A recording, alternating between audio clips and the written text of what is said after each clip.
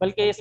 یہ قاعدہ پہلے اس میں گزر چکا ہے کہ کوئی بھی عمل جب تک سنت کے موافق نہیں ہو مردود ہے۔ نبی اکرم صلی اللہ علیہ وسلم نے فرمایا من عمل عملا لیس علیہ امرنا فہو رد، کہ جو کوئی ایسا عمل کرے جو